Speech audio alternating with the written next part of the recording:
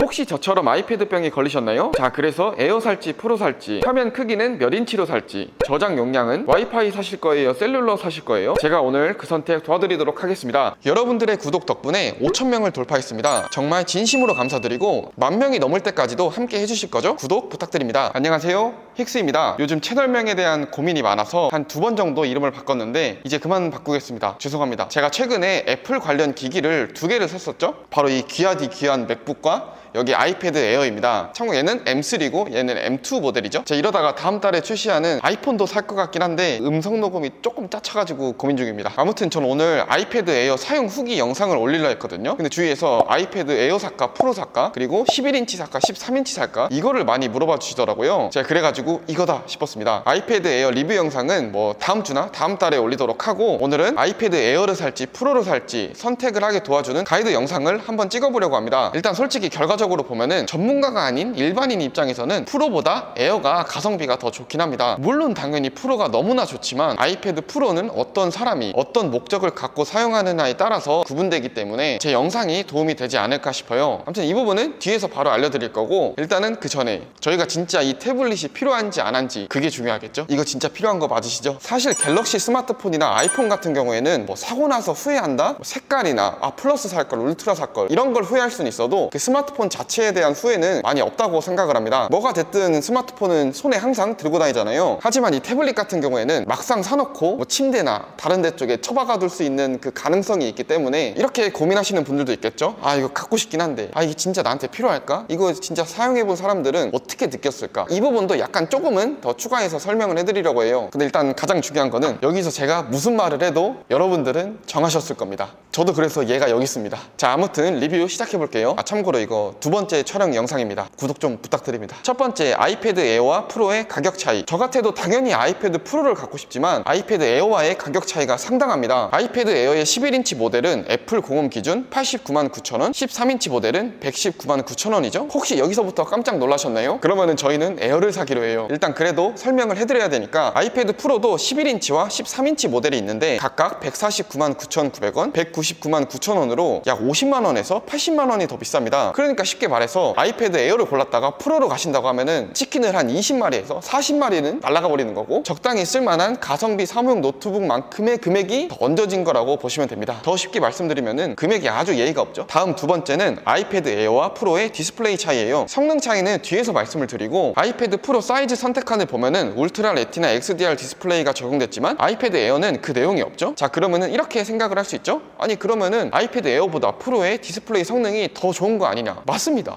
당연히 맞습니다. 울트라 레티나 XDR 디스플레이는 기존의 리퀴다 레티나 디스플레이를 더 진화시킨 것으로 처음에 화면을 딱 보면은 와, 진짜 화질이 미쳤네 라는 생각이 들 거예요. 또 아이패드 에어의 최대 밝기는 500니트인 반면 아이패드 프로는 최대 1000니트로 2배가 차이가 납니다. 하지만 중요한 것은 아이패드 에어도 개쩐다는 겁니다. 전 아이패드 프로를 사용해 본 적은 없지만 아이패드 에어를 처음 언박싱을 하고 사용했을 때 색감에 기절을 해버렸습니다. 그에 따라서 다양한 색을 표현해 줄 수 있고 또 정말 선명해서 시인성도 굉장히 우수했어요. 결론적으로 아이패드 프로의 디스플레이 성능이 당연히 너무 좋지만 아이패드 에어도 너무나 좋습니다. 괜찮다, 적당하다가 아니고 그냥 좋습니다. 만약에 여기서 그 이상 필요하다고 하시면은 그때 프로로 넘어가시면 되고, 저같이 라이트하게 사용을 하신다고 하면은 충분합니다. 세 번째는 아이패드 에어와 프로의 성능 차이예요. 아이패드 에어는 M2 칩이 탑재가 되어 있고 아이패드 프로는 M4 칩이 탑재가 되어 있습니다. 그러니까 숫자가 높을수록 똑똑한 놈이고 더 똑똑한 놈이 아이패드 프로에 탑재가 되어 있다는 소리죠. 결론적으로 제 생각을 먼저 말씀드리면은 라이트 유저가 사용을 하기에 M1이어도 충분합니다. 이 아이패드 에어에는 M2가 탑재되어 있죠. 그러니까 뭔 소리냐, 너무나 충분한 스펙을 가지고 있다 이 소리입니다. 만족할 만한 성능을 보여준다는 거죠. 제가 올해 1월에 출시한 갤럭시 탭 S9 FE가 있는데 이 태블릿은 삼성 엑시노스 1380이라는 AP가 탑재되어 있습니다. 이 태블릿도 불만 없이 정말 잘 쓰고 있는데, 솔직히 아이패드 에어 M2가 출시가 되고 그거를 처음 느껴본 순간 그 만족감은 크게 차이가 났습니다. 자연스러운 애니메이션이 그대로 느껴지고 끊김이나 버벅거림이 없이 정말 잘 사용할 수 있었어요. 갤럭시 탭을 너무나 잘 쓰고 있었는데 더 좋은 성능이 얘였습니다. 스마트폰으로 촬영한 영상을 간단하게 편집을 하신다거나 아니면은 취미가 패드로 드로잉을 하신다거나 인터넷 서핑을 하고 동시에 유튜브도 보고 그리고 공부를 하신다면 이렇게만 쓰신다, 두말할 것도 없이 아이패드 에어를 선택하시는 게 좋을 것 같습니다. 더욱이 아무리 생각해봐도 나는 OTT나 유튜브 머신으로 사용할 것 같다, 일로 오세요.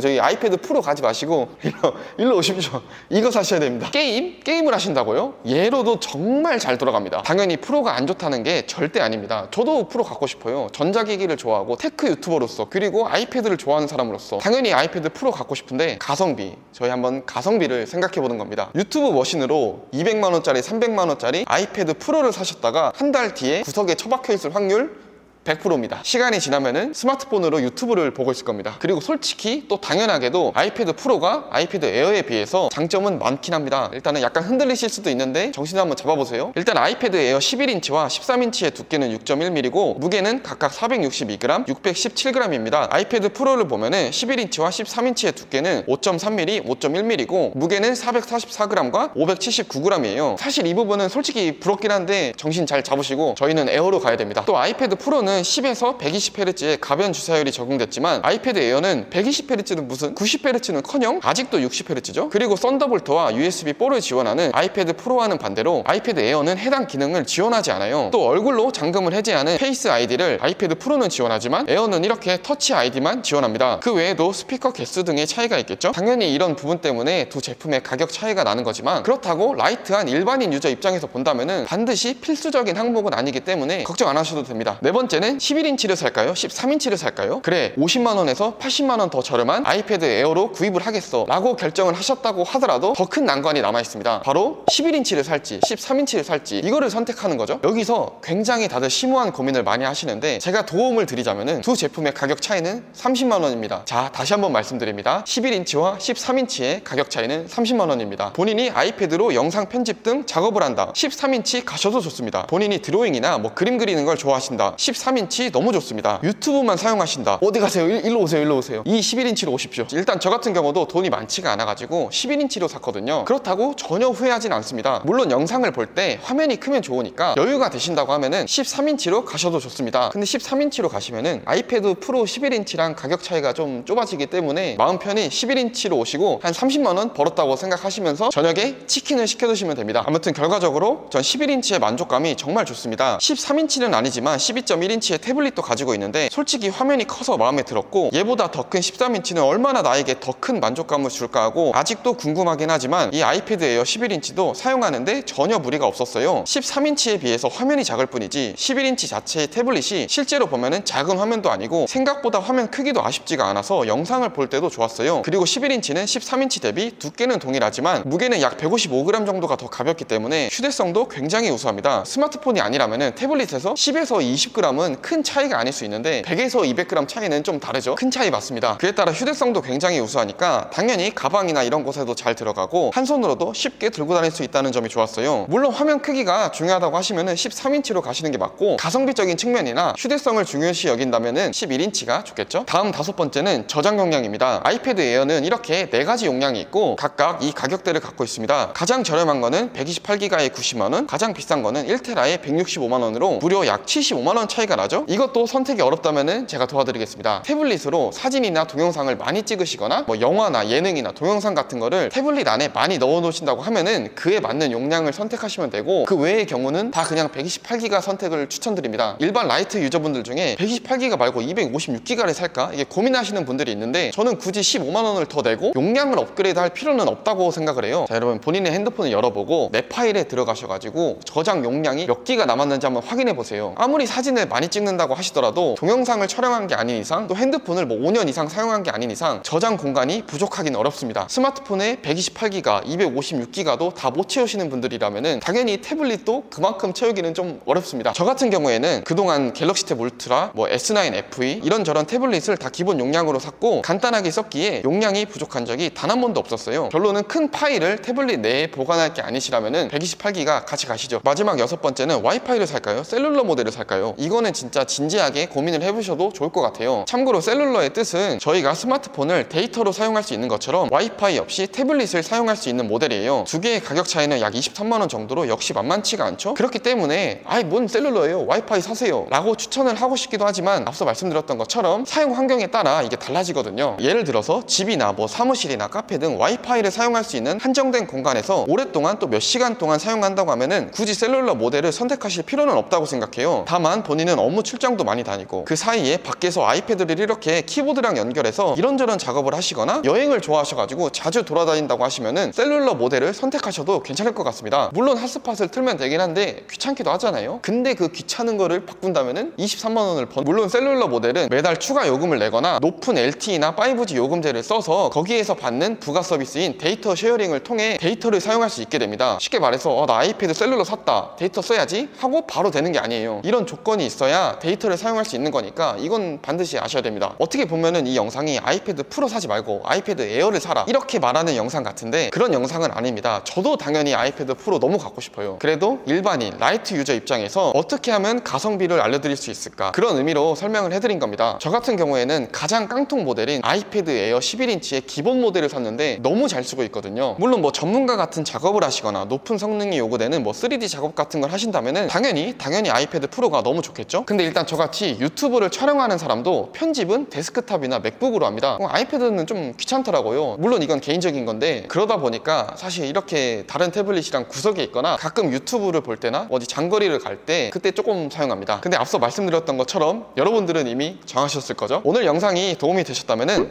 구독과 좋아요 부탁드립니다. 그럼 오늘 영상 여기서 마치겠습니다. 시청해주셔서 감사합니다.